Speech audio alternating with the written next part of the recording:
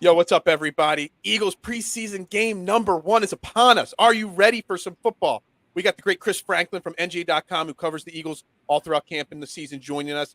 Don't go anywhere. We'll be live with him in 30 seconds. Holding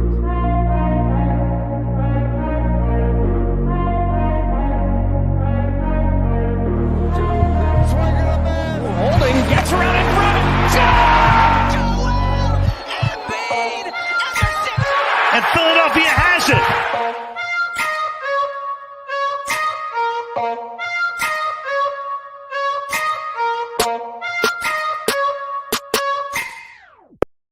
Yo, what is up, everybody? This is Trending in the AM right here on DSM Media Live. As always, Facebook, Twitter, Twitch, YouTube. You know the drill. Like, share, retweet, follow. All those great things that you do to help share and spread the word of this show. If you're watching on YouTube, make sure you hit the like and subscribe button. We greatly appreciate it. We're not going to waste any time with introductions. Jason, Phil, we got the great joining us on the I Have No Sponsor hotline, the great Chris Franklin from NJ.com. Gracious enough to give us a few minutes of his time this morning. I know you're super busy this morning, Chris, but good morning. How you doing today? Hey, doing great. How you guys doing? It's a beautiful day. Sun's out. It's a little cooler. It feels like football. Football's back. I'm liking it. I love that. It's like 3 degrees cooler. It's not like dripping sweat weather anymore. So, yeah, I guess that's a sign that the times are changing, my friend. It needed to. After that training camp practice earlier in the week, I felt like I was going in as like a defensive tackle after sweating everything off. I felt like I was a safety ready to fly around. So I'll welcome this and to know that this truly feels like football weather. It is good. It really is. You know, actually, that's a crazy, great way. You don't know, like, I didn't give you questions or topics to talk about before the show, but I had a really interesting question to ask before we talk Eagles themselves. Like you talking about, sweating it out at training camp there. What's it like as a beat reporter covering training camp versus the regular season? To me, it seems like it would be a really big, long grind. And then you throw in the 100-degree days and you're out there. You got to look all professional. You can't wear shorts and a tank top out there. What's it like during camp for you? I mean, it would be nice to go out in that, like it was like Wildwood or like Ocean Season. All right, you know what, guys? Let's sit back at the beach chairs and that's where that slant was going. Yeah, but it'll be nice. But it's been pretty good. Like we get to see a lot more practice during the training camp than we would a regular season. Usually in regular season, we see about 10, 15 minutes on a good day. And then after that, we'll get like the 5 minutes. Okay, who's here? Okay, you're out and got to wait till the interviews.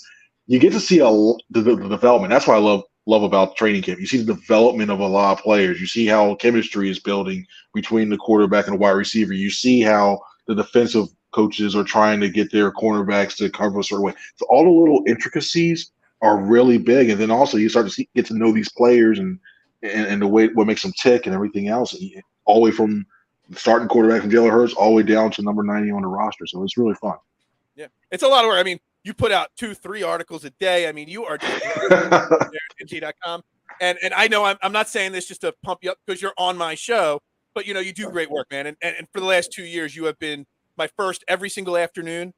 I read your afternoon recap article. And then before the show starts in the morning, I go and I reread it just to make sure it's you and one or two other guys. But, man, I keep the grind that you do and the beat reporters do, man. What's the Venmo again? Oh, thanks for saying that. What's the Venmo again? I got to say that right now. Exactly. Yeah, I appreciate that was some free advertising right there. Thank you. All right, we got preseason game number 1. Obviously, a couple days ago, Nick Sirianni said he will be playing the starters 1-2 series. Basically, just if the first series is the 3 and out, they'll get a second series. If they have some success, they'll probably be pulled. I want to know your thoughts on being there in camp and seeing how they're clicking off. Is it important that they're playing the starters for a series? Is it smart that they're playing these starters for a series or 2? Like, what are your thoughts on that whole scenario right there? I think playing 2 series would be great unless they get it, like say if they score a touchdown or get a field goal. I think you need these guys to do that because after a while, you're in camp. You start to when you're facing the same defense over and over again, even though you're trying to act like, hey, you don't know tendencies. You start to get accustomed to the way certain guys play. You don't get a true feel of where you are as an offense or where you are as a defense. So when you get your opportunities like they get tonight against the Jets, they'll be able to see some new fronts. They'll be able to see some different players that they haven't seen practiced already, and they'll get a better flow for where they are right now at this moment. Are they going to? I want to see how they come out and execute. That's the biggest thing because I want to see that get the flow. Because after a while, you go out to the field like, okay, yeah, let's see, we can work our own offense. We're not really truly game planning for this workout, but if you're still dropping passes, you're missing blocks, missing tackles, then it's like, okay, get the game flowing. These guys really haven't tackled to the ground. I think the third team did it once during one of the live periods, but during the open practice. But other than that, that's another thing to watch as well too. Yeah, technically. Real quick though, so it would be great to see play one, Jalen Hurts to AJ Brown deep leg, Donovan McNabb to TO game of preseason against Baltimore, and then just have that bomb hit and then just walk off the field for the that's all I need to see right there. Yeah, and then see Robert Sala's reaction, just like Brian Billick had, like, "What's going on here?" That would be if that happened. I think that whole, even if it's like 20, 30,000 there tonight, that place will go explode. It'll feel like the 67,000 will be there too. But that'd be a good way to end it in and out. One play and over. That's good. So speaking of Jalen Hurts, obviously there's been mixed reports. I trust your judgment a lot, Chris. As Phil said, you're always unbiased and you're honest. What does your eyes tell you about Jalen Hurts and his progression, and how do you think he's how far has he come in that progression? I think it's been pretty good when you look at it. I think when you look at, I like the touch on his deep ball. I think he's had a decent touch to begin with, but you see overall when it goes to the overarching, I see that a lot better. Are there some things I still want to see him improve? Yeah, I still want to see him consistently work on the checkdowns. I mean, there's been times where it's fluctuated when it comes to that short swing pass. He'll have a guy out in the flat. Let's say like Kenny Gainwell. He'll have him out. He had him out in the flat, and you're like, okay, that should be 5-10 yards and pick up first down. Well, he tried to force it across the middle over his body, and it was picked. So stuff like that, I want to see him continue to do better at. I feel positive with the way that he's stepping up in the pocket a little bit more, and he's doing that more and more as camp progresses, because he has one of the better offensive lines in the league. Last year, he had the most time in the pocket compared to everything else, 2.7 seconds, which doesn't seem like a lot when you're like 2.7. It's not. That was the most time that any quarterback in the league who played more than 8 games got. So you want to see him take advantage of that offensive line, not take as many hits. You know he can elude. You know he can elude a lot of hits, but don't want to see him in the pocket taking a lot of hits. He utilized that offensive line to take the shots down the field and take the short and intermediate games, because I really think teams are going to start playing those safeties back, because you got A.J. Brown on one side. I got the opposite, Quez Watkins, Don Goddard. Okay, maybe we don't want to give up the big play. Well, that middle underneath in the middle is going to be open. So I want to see him consistently hit those targets as well too. Love it. What about the wide receiver group that he's throwing to? Obviously, A.J. Brown takes it to another level, obviously. He's obviously been zoning in on A.J. Brown. There's obviously a connection there. Obviously, Devontae Smith is number 2, Quez Watkins the number 3. Philadelphia Eagles social media and all the fans out there. They're all looking at the Jalen Reagor and his situation and Britan Covey, because everybody loves a Paul Turner syndrome type guy in King. Will one of those two guys, or both of them, because I was reading your things to watch out for article this morning for this preseason game. You mentioned both those names. I'm guaranteeing one of those guys will make the team. Is there a chance that both those two guys end up making this squad and be targets of Jalen Reagor this year? I think they're going to. I think they both make it. I really do. And for the fact that Jalen Reagor is playing, we're hearing it's almost like the greatest hits. Jalen Reagor is making big plays in camp. He's making these like acrobatic catches, but when it comes to games, it's not there consistently. I think when you look at the way he's doing right, he's still showing. He's coming in with a better mindset. It just seems something a little bit different when it comes to this camp. He said himself that he's more motivated, more focused, and he has to be, because you're not the guy anymore. You're not even a number 2 or number 3. Right now, I'm as a wide receiver 5. And then when you look at Covey, he's been taking a lot of the reps with the first team kickoff returns and first team punt returns too. Mm-hmm. So you're like, wait a minute, Covey's going to beat Reagor out. But when you look at also the contract situation, and you also think of when you look at the front office going, we don't want to give up on a guy we drafted first in the first round. So I think you have both of those. And I think one guy I think you're going to see surprised. You're going to be like, oh man, this guy's going to know besides Covey. Deion Caden's had a really good camp. He knows Nick Sirianni's system. He's looked really fluid coming out of his routes. He's been kept making a lot of tough contested catches. So tonight, when you're starting to see like the second and third team really out there, I think he's going to have a good game as well too. And I would be surprised if he's picked up by somebody or somebody brings him on the roster. If not, he's definitely going to come back at least on the practice squad. Okay. So is it going to be 6 wide receivers then? Oh yeah, I think it's going to be 6. And those two, you got Pascal. I mean, I've talked about. I know it seems far fetched, but if it came down to 5 wide receivers, that Reagor would stay over Zach Pascal. I know he was brought in here as that veteran guy, but contract. You mentioned contracts and salary cap and all that kind of stuff. Pascal would be an easier guy to cut than Zach Pascal would be easier to cut than Jalen Reagor. But yeah, Britain Covey's got a lot of people excited as well. And when you look at Pascal, he'd be easier to cut, but he's been playing really well. It's just he's come back, I mean, he's given me pause to eat some chicken quesadillas lately. I don't know if I want to eat any after what he dealt with, but he's coming. He's looked really good, really fluid in the limited time, and they're ramping him up more. So I don't know how much time that he's going to get, being that he may figure to play a lot as a wide receiver 4, but and he's coming off of that food poisoning. So yeah. I like what I see out of him, and I don't know, maybe he sticks around a little bit more, and you run 6 deep. That's pretty good. Yeah. I mean, how crazy is that of a turnaround where we've been talking forever and how bad the Eagles wide receiver as a whole group is. And now we can actually say not only, obviously A.J. Brown, but I look at the rest of the guys, even the depth guys, it's definitely a lot better than 2 to 3 years ago. Let's face it. Yeah, well, you look at Greg Ward. Greg Ward was your leading receiver in 2020. Now, even though he's had a toe injury, now he's on the outside looking in. Like they've revamped it over 2 years. And I mean, John Hightower, that first year he had, you throw a deep ball, it's 50-50, he was going to catch it. Now he's consistently on the practice. He's another guy who's on the outside looking in. So the turnaround that they have made and the investments that they have put into that position is needed, because no matter who was quarterback, when you had Wentz in 2020 or you have Hurts in the last 2 years, you still need good weapons and wide receivers to actually make your offense good. And you got to give credit to Howie Roseman and the rest of that front office for getting the job done and turning things around. Absolutely. All right, switching to the defensive side of the ball. I think that's where the main focus on rookies and stuff like that come in with this preseason game. I think we're going to see a lot of Jordan Davis, a lot of Nakobe Dean. If you had to put your finger on one of these rookies that you're most excited to see tonight play, is it one of those 2 top guys, one of the guys drafted later in the draft, one of the undrafted guys? Are you excited? Because we know we're going to see a very vanilla defense from Jonathan Gannon, but you still can learn something by watching these guys on the field. I'm really excited about Jordan Davis. I really am. It's not because of the clip, because we've seen that, because there's times when Cam Jordan's a Stonewall and you're like, oh, what's going on? But to me, he's like he see, I don't want to say he's like a super because that's not what you, but he can be that force in the middle, and he just draws 2, maybe 3 if he gets enough speed and head speed to draw that in. So now all of a sudden you look here, if you're a defensive end, you're loving Jordan Davis. You're like, oh, thanks, this is easy. I just got beat by one guy. I got shorter pass to the quarterback, shorter angle. All right, thanks. Appreciate that.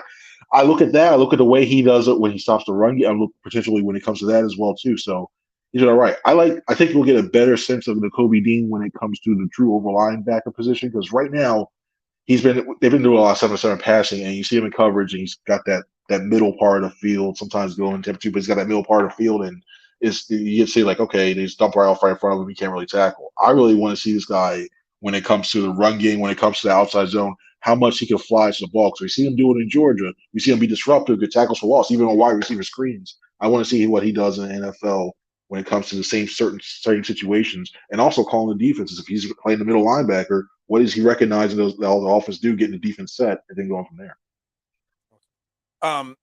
Question, something we've talked about a lot on this show in recent weeks is the safety position. Marcus Epps. We see a lot of comments coming from all the reporters. Epps is having a really good camp. Anthony Harris has missed a few practices. Kayvon Wallace, there's a couple reports that has improved. And we keep talking about Epps and these safeties because of the elephant in the room, Jesse Bates out there, and we're always linked to one of him. Are you confident going into the season in Marcus Epps and Kayvon Wallace and Anthony Harris, or should the Eagles be looking to upgrade that position? Because, it's really split down the middle with everybody that comes on this show and everybody that watches and comments on this show, what we should be doing with, in my opinion, and a lot of people's opinion, probably the weakest part of this defense.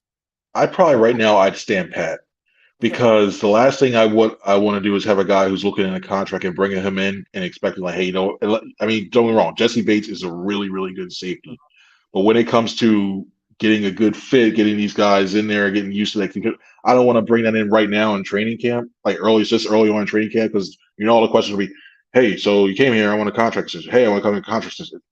Not the time now. Maybe during deadline when everything's more settled, you got your veteran forward in there. I look at it, but I think Epps can play well, because especially in Gannon's defense, the safeties have to either play a quarter. They either two defensive backs playing quarters, another one plays a long half, And I think he has the range to play that long half, which you really need. You need him to fly. If he sees, oh no, it's not run, it's pass, you have to get over to the other side field. I think he has that range. And I think he brings a little physical element. We've seen him in practice, and maybe the reason why Boston Scott's not out there right now, but we've seen that physical part in practice. So I think he has the ability right now. I'm a little bit more concerned about Anthony Harris in the way that he's missed a lot of time. First off, he was progressing from COVID. Now he had a tooth issue. Obviously that shouldn't be long term, but Right. I think the fact that they brought Tart in was not necessarily meant for not for Epps, but I think more for Tart. I mean for I can't speak. More for Tart and more for Harris instead of Epps. So and when Kayvon Wallace, I think I thought it was very interesting that Howie Roseman said that they wanted to see something big, especially in the first press conference availability, and it was like, hey, we're going to call it out. And to me, he hasn't truly flashed right now. And when you look at the numbers at position, I think they keep 6 cornerbacks, but I think they keep 4 safeties. So you got Tart, you have Harris, and you have Epps, and that 4th spot, you need to be really excel something. And Andre Chachere can play both corner and safety, and he's been really good on special teams. Kayvon Wallace has been decent on special teams, but he doesn't have that positional flexibility. So that's one little small battle to watch throughout the rest of training camp. Can Kayvon Wallace step up at least to warrant them trying to take away from another position? If not, I think he might be out. That's what's crazy. Oh, that's kind of crazy. I would never have thought that Wallace was not a lock to make the team at this point. He's covered, like he's the vocal guy. You like to see that from your back end guy. You see him communicating a lot. He looks more comfortable than he did the first year and a half. But when you look, I'm looking at the way you want somebody who makes plays, you want to just drop back and everything. And then you look at the special teams aspect, especially if you're going to be that far down on the depth chart, you want to make sure you contribute somewhere. I just look at Andre Chachere, what he can do versus Kayvon Wallace, what he can add to other things. I'd give the slight edge right now to Chachere, which would put him out. That's crazy. I mean, Kayvon Wallace came in with so much hype when we drafted him. Baby Brian Dawkins. That's yep. I think so many high expectations were put on him that I always said that he was a man without a position. I didn't think he could play safety in the NFL. He wasn't big enough, strong enough, but he was also too slow to play cornerback. It's kind of one of those guys that's a tweener, and in the NFL today, I don't know if a tweener really works at cornerback or safety. If he put on a few more pounds, I wouldn't mind seeing him being like a Kaiser White, almost like that, or like Jacoby Stevens, what they're doing Jacoby Stevens, where you put him on dime situations, you put him as the middle linebacker, but he can just go back and cover that middle of the field, and you let everything else in like a zone type aspect. I think he would do decent there. But now that you have Kaiser White, now that you're having a Kobe Dean, TJ Edwards, who surprisingly is playing, that's one guy I'm really think he's done a really good job improving just over his career. Now you look at a guy, there are questions, his coverage, he's a good tackler, but his coverage. Now you look at him, he's diving around making field plays. He can't even find a spot for Kayvon to even do something like that in the middle. So it's tough. It really is. Chris, real quick, I'm curious on your thoughts on Fletcher Cox this year. We know that the past couple seasons he started off really slow, and then as the season's gone on, he's gotten better. Now that they have so much depth at the position, do you see him being more of a force since he won't be kind of worn out, so to speak?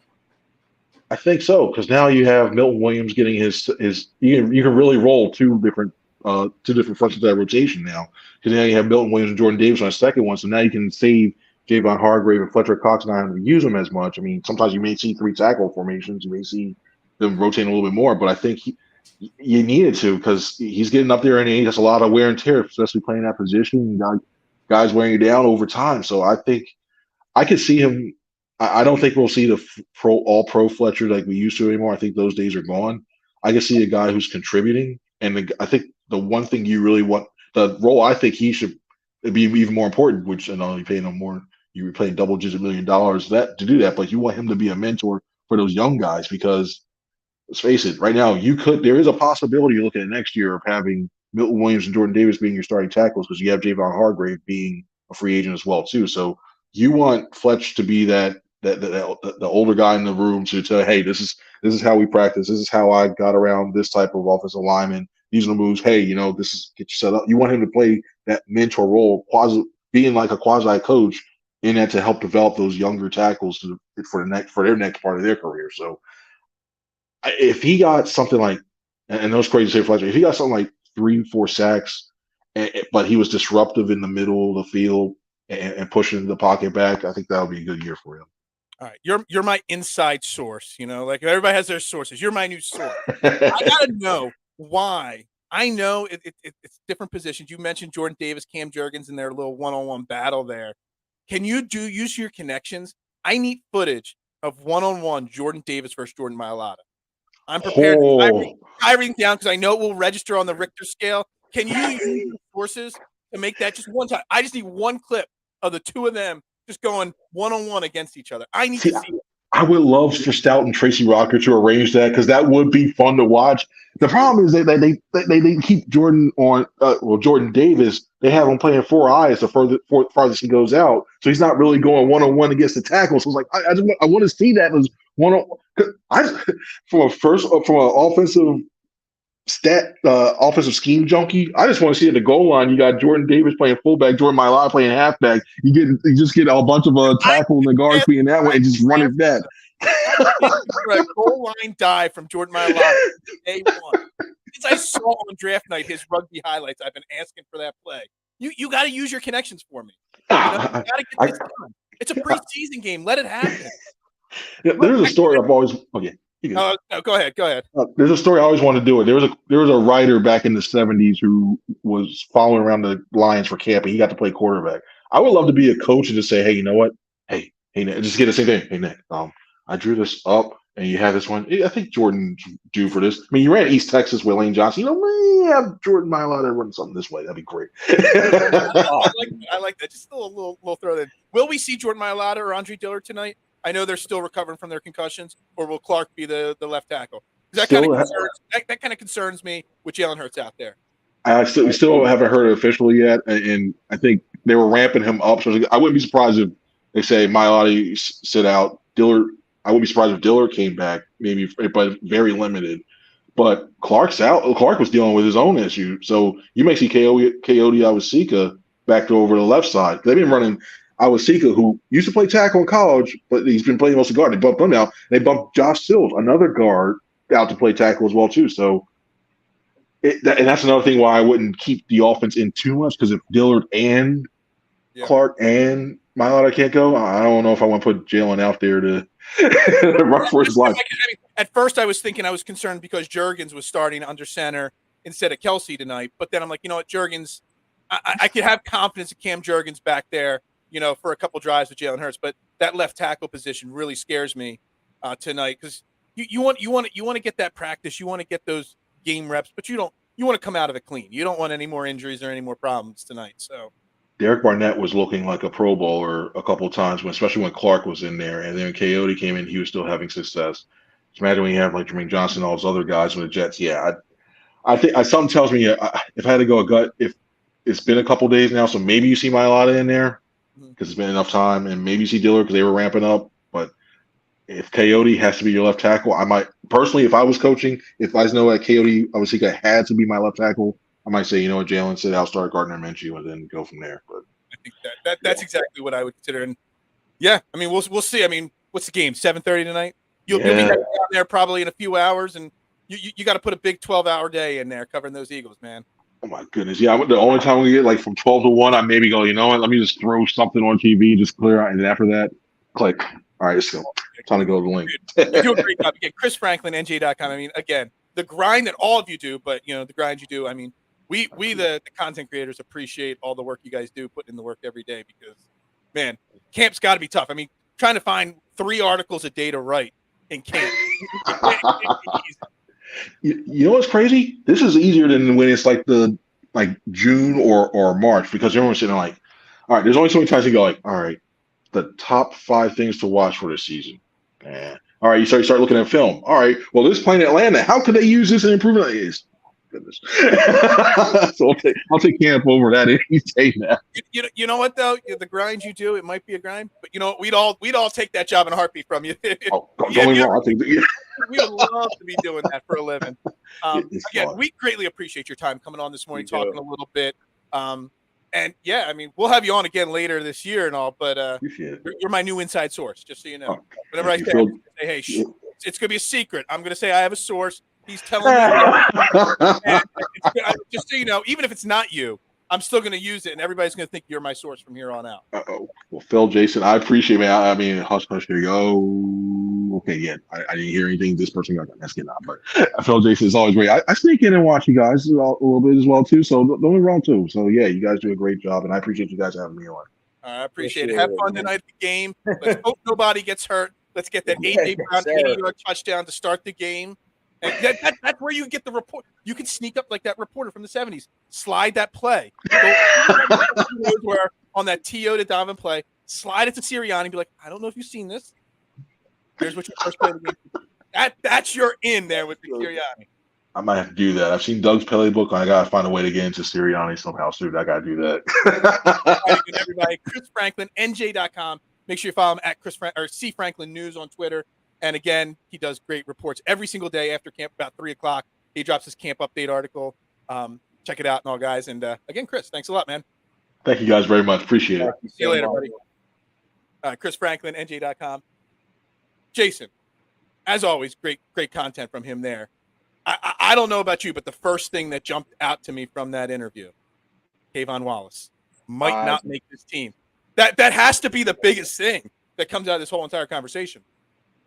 I was thinking the same exact thing. And I'm actually high on Kayvon Wallace, so it's kind of like I've had high hopes for him. Kind of depressing to hear, because but who knows at this point? I mean, I think obviously that's a shocker. But he makes good points. I can never say the other guy's name, Shari or Sharar or whatever his name is. The guy that he said probably will make that team over Kayvon Wallace because of his position flexibility. We know teams nowadays in the modern NFL like position flexibility like that. And he was pretty good with it last year too. I mean, he made the team last year, the Shari guy. So it's just really interesting. It just kind of shocked me when he said that. It really did. Yeah, I mean, I was kind of in the same boat as you. When I heard it, I was like, huh? Kayvon Wallace is struggling? He might not make the team. Well, he didn't say he was struggling per se. But you know what? He wasn't impressing enough. I would say that spot. It's probably not something that is far-fetched. Because, I mean, I know that you guys were kind of saying that he hasn't. I remember I put a thing in the group chat, and you guys were like, yeah, he's not that good. So here's the question. What was he, a third or fourth round pick? I think he was a third. He was either a third or fourth round. Yeah, I think it was a third too. We always talk about trading, Jalen Reagor, what you get for him, or Andre Dillard. I wonder if Kayvon Wallace, because if you got to think he's only in his third year. If you cut the guy, somebody's going to pick him up, especially one of those lesser teams that are kind of in rebuild mode and see if they can get something out of him. Would you accept like a 6th or a 7th round pick for a former 3rd round pick just to move on from him, just so you don't lose him for nothing? It's not like Kayvon Wallace is going to go sit on your practice squad. I'm just thinking out loud, like, would there be value in cutting the guy instead of cutting the guy or not making final cuts? Just now be like, yo, let's see if we can get a 6th round pick from him, from somebody around the league, because you don't want to lose that investment completely. I mean, I would never be opposed to getting something back for somebody that you're going to get rid of anyway. I mean, I think it makes sense. I don't know if he would have any value in a trade at this point, but you never know. The further camp goes along, there's going to be injuries. I mean, I knock on wood, there's been quite a few injuries, but I haven't saw the same magnitude as last year. I don't know if you remember, but last year there was a ton of stars going down early and often in preseason. You haven't really heard any of the super big names. I mean, obviously, the guy that comes to mind for me is Tim Patrick, but he's not a big name. He's offensive lineman. I think the Bucs have now lost 2 of their starting 5 for the year already on their offensive line. But mostly camp hasn't had any major stars go down. Offensive linemen aren't stars per se. I mean, I guess the true testament is going to be to see how Sirianni's practice philosophy, you're going to see it week 1. because the Lions have the exact opposite philosophy. The Lions are practicing hard and they're hitting everything in sight, and their coach basically, without putting a bounty out, has basically put a bounty out on other teams, like saying, like, we're going to hit hard and heavy. It doesn't matter what other teams are doing. So you're going to kind of have two different philosophies coming at it week one. I think we'll soon see how this, I don't want to say lackadaisical, this, how would I phrase it? The way that Sirianni's practicing with hardly any. The no contact versus the contact, Yeah. The no tackling versus the tackling. And that's why the preseason game, especially for the defense, is important. Get a little bit of live game tackling, on your thing. I liked and I appreciate it. Makes me feel, semi-smart when guests that cover teams, agree with me. But I brought it up this week that I'm not thrilled with Jalen Hurts playing. Originally, it was because of Cam Jurgens over Kelsey.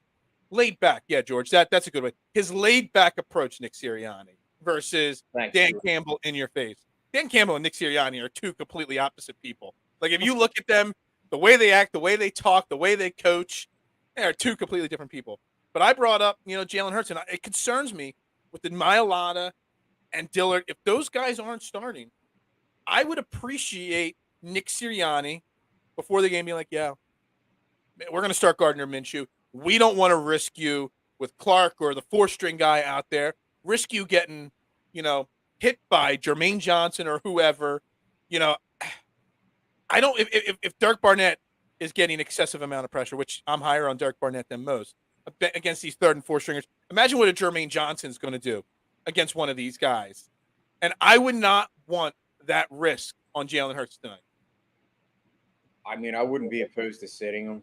I know I was excited when I first heard the news that, it dropped that they would be playing the starters, but, it's not that deep where it's like, oh my God, if Jalen Hurts doesn't play in a preseason game, oh my God, like, I don't want to, you got to look at the risk versus injury, what's the reward in playing him?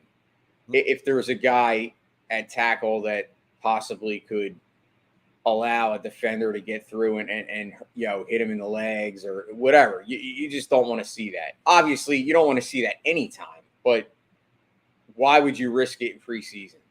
Yeah, so I think it's a clean sweep. I agree with you too. Yeah, obviously it's a game. Are you off work tonight or you work tonight? I actually am off, so I get to watch it. I would say, will you be paying? Like, I'm always curious. Like, I got to work tonight. Both my delivery drivers requested also. I'm a professional delivery driver tonight. So I'll be listening to the call on the radio as I'm in my car.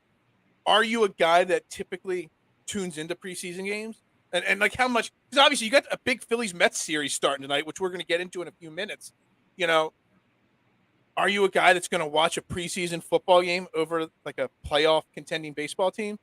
Because there are a lot of people out there that will, once the first preseason game comes out, it's baseball's back burner. It's dead focus right on the Eagles. No, I mean, for me, I'm still plugged in, and it's Phillies-Mets. I mean, the rivalry's deep, and after the Keith Hernandez, fiasco, Aaron and I did our show last night, and, he was coming at me because, he said that we took it literally, and Keith Hernandez is just a quirky guy. You've seen him in the Seinfeld episodes. That's just how he is. The fact of the matter is he's not even going to be at the game because he's going to be in St. Louis for this thing. Like, there's all this stuff. But anyway, I will be plugged into the Phillies-Mets. But, yes, I will absolutely check in on the preseason. I probably will at least watch, the first quarter. Yeah. And I'll be popping out there. But preseason, I mean, I'm more excited this year than I've been in a long time. Let's put it that way. Because this team is legit. Yeah. Anything else that you're looking for in tonight's game? Any player specifically that you're looking at? I mean, we asked him about Nakobe Dean and Jordan Davis. Chris said he was focused in more on Jordan Davis. Me personally, I'm looking at the back end. I'm looking at Britan Covey.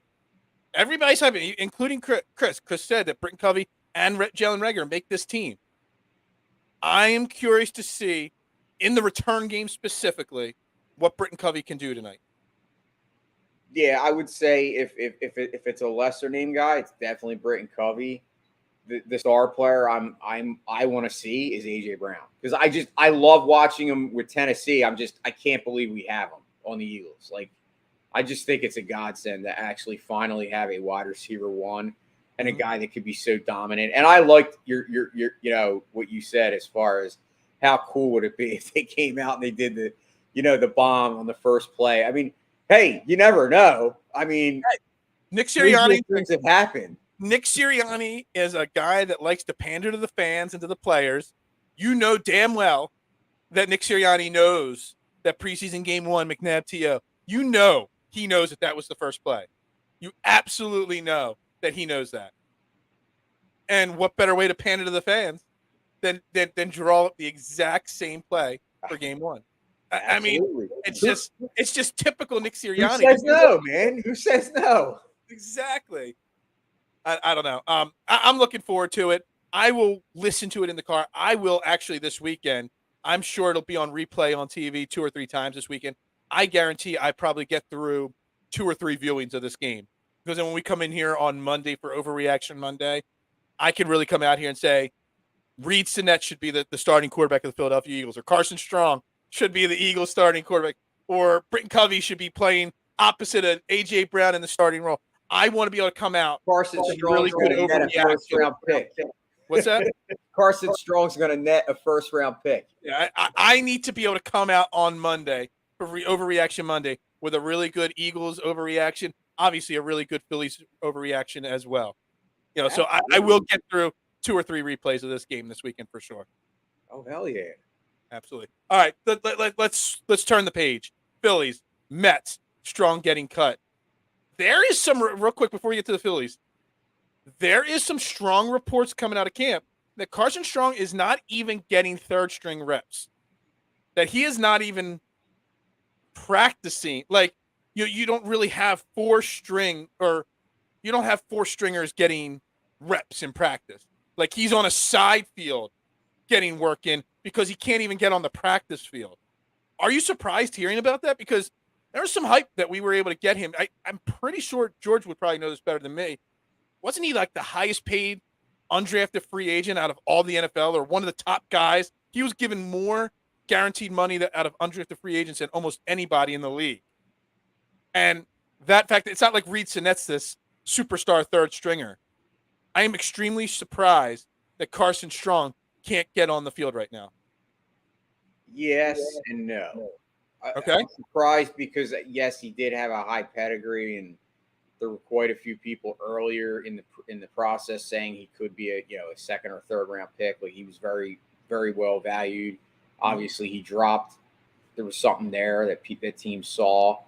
But I think with Nick Sirianni, I think he's big on, like, guys with experience. I think that's why he brought in Zach Pascal over, maybe keeping a guy like Hightower and kind of pandering to the rookies. Like, right. I think Sirianni likes and feels more comfortable with seasoned guys. I'm not saying Carson Strong is ready to get cut, but I think George could be onto something. And I think you're right as far as if he's not showing signs that he's capable of being on, in the 3rd string, then he might not have a place here.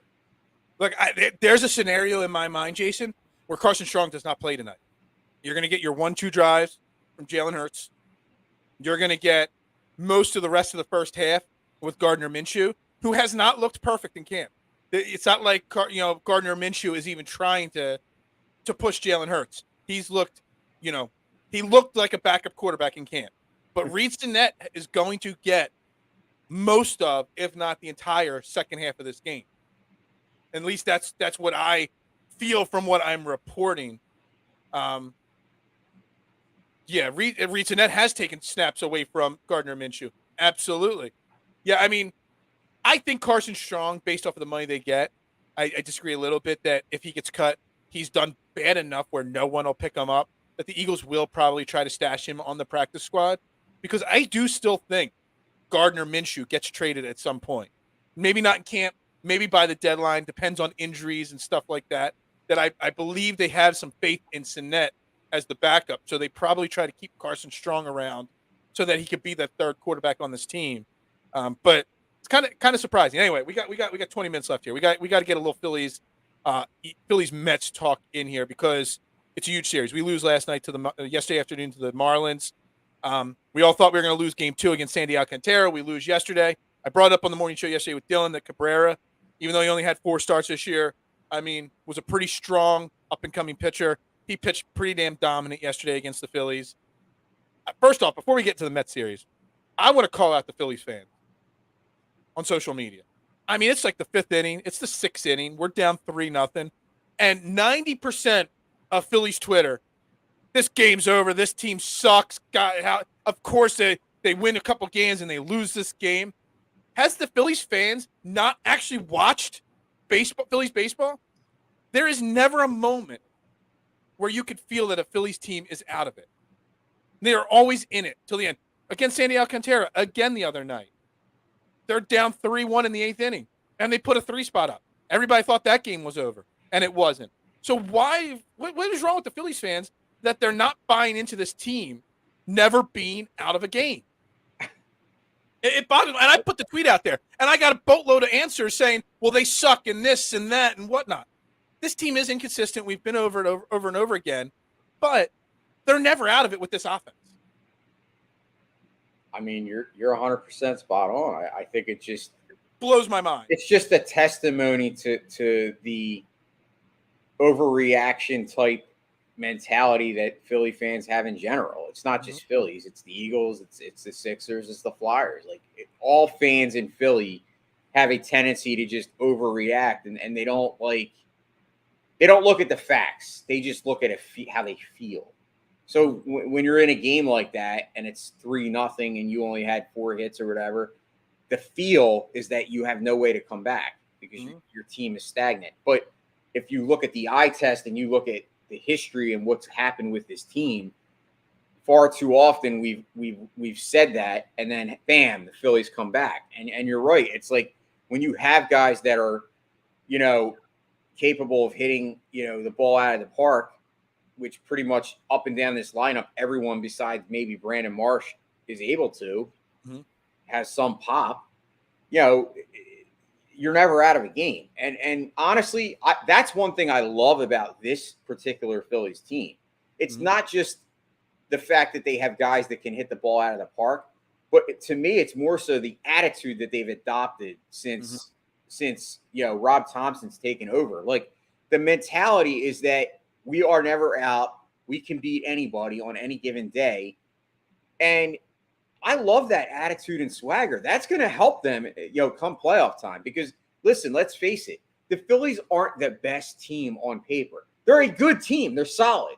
They're not the best team on paper. But when you make the playoffs, it's all about making it. Because once you make it, it's a 7-game series. You have 2 dominant starters that at the top of your rotation. To me, you can win any game against any team with that rotation.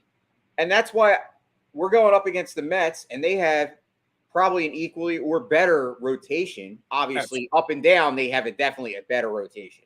Their 5 are better than our 5. But when it comes to, Wheeler and Nola, I think they can compete with Scherzer and DeGrom. Now, unfortunately, it didn't line up that way. Tonight, you have Ranger Suarez going against Scherzer. So we're going to need Ranger Suarez to man up tonight and at least get through 5 or 6 innings and kind of keep the runs at bay, because Max Scherzer, since he's come back, has looked absolutely dominant, dude. Max Scherzer looks. Yeah. Look, real quick before we get to Mets. Yesterday, oddly, weirdly, we didn't know anything about it. The world was ending yesterday in the 5th inning because Kyle Schwarber drew a walk, touched first base, instantly got pulled from the game. Everybody is freaking out because it's one of those injuries, and we've seen it with a couple other things in Phillies and Sixers. Where did this injury come from? Nobody was talking about anything. You didn't see anything happen, and he comes out of the game, and everybody speculated it could be this, it could be that. Oh, crap, whatever. Comes out after the game. He's been battling a very mild calf strain for actually 2 weeks now, and he's been playing through the pain. He felt it tightening up. He just said, let's protect it. Let's get out of the game now. And they had already talked about after his at-bat, no matter what he did, walk, home run, strike out, they are probably going to pull him from the game. He's probably not going to play tonight. He might sit tomorrow, but it's a day-to-day, 2 to 3 day type injury for Kyle Schwarber. First off, in my opinion, we dodged a bullet there because if it was something serious, losing a guy like Kyle Schwarber, who has become the leader of this team, especially in Bryce Harper's absence, we dodged a major bullet there. And I am a little concerned about not having him at the top of the order for the start of this Mets series. Yeah, I mean, it's it's deflating to lose one of your best players, and you're going into one of the most important series that you've had in God knows how long. I mean, let's face it, this is a team that you need to show that you have the ability to win against, because they're 9-2 against the Phillies right now, the Mets. Yeah. And obviously that was a different team. I mean, you look at the team then and you look at the team now, it's totally different. But the Mets haven't let off the gas. It's not like the Mets have just like came out to this great start and then just shit the bed. If you look, the Mets have been just equally as good as the Phillies lately. I think they both have won 12 or 14 games. So it's not like we're getting any ground on the Mets. This is the kind of series where you have to at least try to win the series. Like, if you take 2 or 3, at least you gain 1 game in the standings. If you get swept, it's just going to hurt. So it's very, very important that you come out and you show that you can battle with these guys, because right now they're the cream of the crop in the NL. I mean, them and the Dodgers. So who are you if you're Rob Thompson? Bryce Harper's still out. Kyle Schwarber's out tonight, maybe tomorrow. Who are you putting in a leadoff spot for the next 2 nights? I mean, personally, I'd like to see Alec Bohm. I think he's a guy that, you know, he's getting on base. He's hitting. He's the best hitter right now. But part of me is saying put Gene Segura there, because I've seen Gene Segura lead off before. And then there's another part of me that says, and this is going to be out of left field, but it was just something I was thinking about the other night, Bryson Stott. I've seen quite a few people. That's what I was going to segue, because I see a lot of people talking Bryson Stott in the leadoff spot, and I'm not sure how I feel about that. I mean,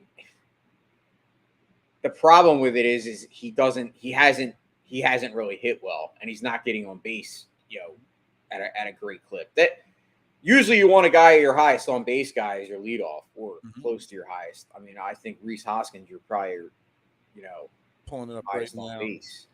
Yeah, Hoskins still at 340. Stott's at 273. It's actually come up a lot. I mean, Stott's up to 211 batting average, 273 on base percentage, and 331 slugging. So he's definitely improved. He's improved. I think he has the tools to lead off. He has the JT Real Muto, 337 on base percentage. Maybe you consider putting JT in the leadoff spot. I think we've all discussed and battled all year long whether Kyle Schwarber's a leadoff hitter, but now he's not able to be the leadoff hitter. And now we're like, oh crap, we're screwed here. It's kind of crazy that we have no answer to replace the leadoff hitter that nobody wanted to be the leadoff hitter. I mean, if Brandon Marsh could like actually hit a little bit, like Brandon Marsh has the talent. He does. It's just I don't know if you put him in there now, because he hasn't really done anything this year. I mean, yeah, he hasn't done anything yet. But I mean, he's a guy that I would have no issue with Brandon Marsh, just because I think the big picture, I think that's the goal. Him to be the everyday center fielder. Your center fielder, you know, typically got the potential, the speed to be a leadoff hitter. I wouldn't be opposed to that at all. It's just, you know what? He hasn't done bad since he's come here. He's actually gotten on base. Yeah, he's done pretty solid. Obviously, you're not expecting the guy to hit a home run. Like, to me, you want your guy, your leadoff hitter, to get on base. So, listen, I don't know what's going to happen, but let's just hope. Would you be extra cautious with Kyle Schwarber? Obviously, we need him for the stretch. We've got 7 of our next 10 games against the Mets. I know this is going to be an unpopular opinion, but I would potentially sit him the entire series. I know that puts you in a hole in this series, but then you got another 4 against the Mets coming up next weekend. There's a side of me that says, even though he's the kind of guy that's going to say, I'm going to tough it out, I'm going to play. He's like the Jason Kelsey. He's a guy that's just going to tough through it, play through the injury. You need him in left field, even though he's not a great left fielder, for that playoff run, for the playoffs. you can't have this calf injury being a lingering thing. There's a side of me that says be extra cautious with Kyle Schwarber this weekend. And Phil, we're agreeing again. I agree. I mean, if you go 1-2 this weekend and you rest up Kyle Schwarber, and that's great. He's ready to go for the next week or later in the week, or you go 2-1, but then you re-injure Schwarber and then he has to miss 3 weeks with a massively strained calf. You're really screwing yourself down the line. So I kind of feel like you got to give him a little extra bonus. If he was willing to pull himself from the game yesterday, it's bothering him enough. I'm giving him some extra time off to really rest here. Yeah, I think you got to rest him. I mean, you have enough pop in your lineup that you're not going to, if you miss Schwarber for a couple games, I don't think it's going to be the be all end all of it's not going to be the decline of the season if you rest them. I think it may actually even reinvigorate him, giving him a couple days off. Like maybe he's come pretty back. much played every game this year. I think he only had missed one game this entire season so far. Yeah, I think him and Castellanos, I don't think has missed a game. Yeah. Or maybe missed one. Him, Castellanos, and Hoskins, I think each missed one game so far this year. I looked it up a couple days ago for something else. I would do it. Yeah, they've played almost every single game this year. All right, so obviously we got Suarez, Scherzer tonight, Nola, DeGrom tomorrow, Wheeler, Bassett on Sunday. Obviously tonight, again, pissed me off, another Apple TV game, so we won't actually be able to watch, which is perfect for Eagles preseason. I was just going to say, you asked me earlier, would I be plugged in? Now I guess I'll have to listen to the Phillies on the radio and watch the Eagles preseason. Exactly. How do you see this series playing out? Like, do you see 1-2, 2-1, 0-3? Listen, 3-0. I have to. I'm a realist. I feel like it will be 1-2, but I think the Phillies can actually. I think the Phillies are going to show out because they are a different team. Mm-hmm. It's going to all depend on. I think tonight is the game. I think if you can come out tonight and you win tonight, you'll be 2-1. If you lose tonight, I think you're going 1-2. Yeah, I can see them. And I'm not taking anything away from Bassett. Bassett's a great pitcher. But Zach Wheeler, I'm on this Zach Wheeler's underappreciated train right now. Zach Wheeler's going to come out on Sunday and pitch well again against his former team. And he's going to pitch dominant on Sunday. So I could see that being a win. And I agree with you. Not taking anything away from Nola, but DeGrom, since he's been back, has been pretty lights out. But DeGrom's only going 5 to 6 innings max. So maybe you can get you've been able to get – sorry, I didn't mean to cut you off. No, but I think you've been able to get to Scherzer. I've seen that even when he was with Washington, we put up some number. I mean, I'm not saying we're going to blow him out. But if the Phillies can eke out 3 runs against Scherzer and Ranger keeps it to 2 or 3 runs himself, and then you make it a bullpen game. See, the one thing I will say about the Mets this year, Edwin Diaz, I don't know if you've seen, but quietly he's become probably the best closer in base. He's better than Hader. Like he almost has 100 strikeouts as a closer. That's actually ridiculous. It's extremely ridiculous. He has more strikeouts than probably 80% of team starters. That's how nuts it is. So I want to get to Scherzer and be able to try to have momentum before you get to. You don't want to get to the Mets 9th inning down because it's going to be tough. Just very tough. All right, we're going to end the show with something a little fun here. So prediction. What do you got tonight? Okay. Final score. I got Phillies tonight. I do. It's unfortunate, but I think it's going to be a closer game. I think it's going to come down to a 4-3 Phillies loss tonight. I'm saying 5-3 Mets win. So we both got them losing tonight. It's unfortunate. I think Ranger Suarez shows that he's a capable big game pitcher tonight. So we'll see. All right, let's end this show on some stupidity and some fun here, okay? I don't know if you all saw it. I mentioned it to Jason before the show. Yesterday, Antonio Brown, AB, put out one of the most idiotic, asinine tweets. Just shows CTE is a legit issue with this guy. Someone needs to check this guy out. If you didn't see it, I'm going to share it on the screen here real quick. This tweet that Antonio Brown statement, whatever you want to call it. And there it is right there. Let me read this for those that can't see it. My biggest regret in my career doesn't involve calling my GM a cracker or showing up to Raiders camp late in a hot air balloon with frozen feet, or throwing rocks at the UPS driver. And it definitely doesn't involve taking my shirt off and doing a victory lap around Jets Stadium mid-game while throwing up deuces. My biggest regret is that I'll never get to see me, Antonio Brown, play a game live. Sure, I can watch the game afterwards, but I can't imagine what that was like for you all to see something like that, like watching the Beatles or Jesus perform at Red Rocks. Wow. What in the blue hell is wrong with Antonio Brown? I mean, I think you nailed it. I think it's CTE. I think the guy's just I think he's full of himself. He obviously has an inflated ego because this, making this kind of a statement. Inflated? This is not an inflated ego. This is something seriously mentally wrong with this guy. Yeah. Is he even signed to a team yet this year, or is he still an unsigned free agent? No, he's not. I think he'll retire. I think.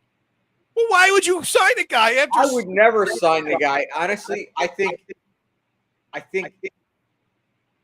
when he went to Tampa Bay, like, obviously he won a Super Bowl, and that's why he went there. But obviously he couldn't even last a full season, like, from the time he was signed to the time of when his antics happened last year, when all that nonsense went down.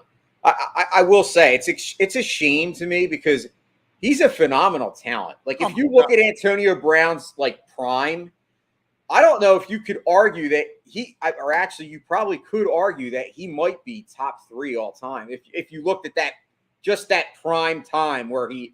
Hell, even 2 years ago when he first went to the Buccaneers Super Bowl year for the Bucs, I was clamoring on my former network that the Eagles should have brought him in.